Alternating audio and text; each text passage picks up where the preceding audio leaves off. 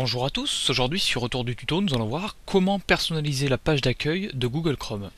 Alors, ce petit tutoriel, il a été proposé par Julien, donc le blog julide.com, et donc je l'indiquerai sous la vidéo en lien. Je vous invite à visiter un petit peu son blog et donc il m'a contacté par mail pour me proposer ce tutoriel. Donc comme prévu, je l'ai fait et en fait c'est pour présenter l'extension Awesome New Tab Page. Donc on va l'installer ensemble et on va voir un petit peu qu'est-ce qu'on va découvrir dans cette extension.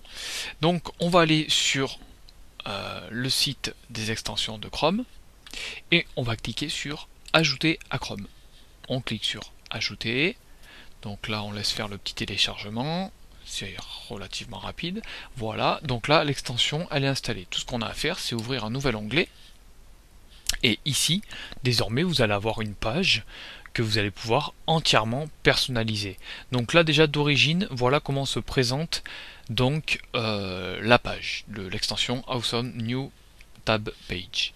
Alors il faut savoir que tous les services Google sont proposés ici en raccourci, donc là c'est relativement sympa, hein, je vous laisse un petit peu découvrir. Voilà, Google Maps, Google News, Google Reader. Nous avons Facebook et Twitter, une petite horloge, voilà, un lien vers Amazon, un petit carnet pour marquer voilà, quelques petites notes. Un lien vers le Chrome Web Store et donc là un petit peu tout ça qu'on peut personnaliser. Donc comment faire en fait, comment personnaliser?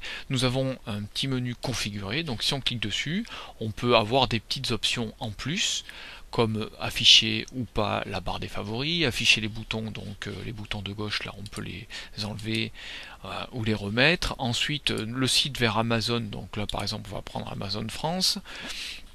Voilà, on peut aussi changer la couleur des fonds, charger une image, on peut faire un petit peu tout ce qu'on veut. Ensuite, vous pouvez aussi ajouter donc des applications, voilà, prédéfinies. Donc là c'est un petit peu à vous de voir. Vous pouvez ajouter aussi des widgets. Donc il faut savoir que pour ajouter tout ça, il faut d'abord déverrouiller donc le menu pour pouvoir ensuite ajouter tout ce qu'on veut.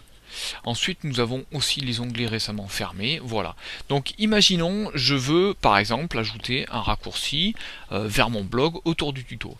Donc là, je veux rajouter voilà mon blog. Je vais cliquer sur plus.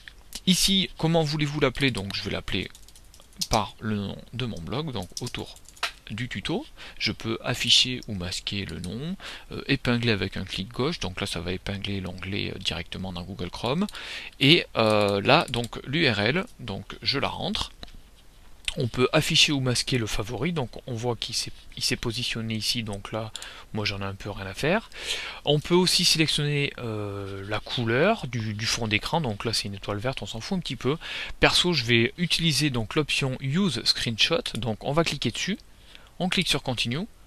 Et là en fait l'extension est pas mal faite parce qu'elle va prendre une capture d'écran de la page. Voilà, j'ai rien fait, tout s'est fait automatiquement. Hein. Je vais cliquer sur Center. Donc là elle est déjà centrée.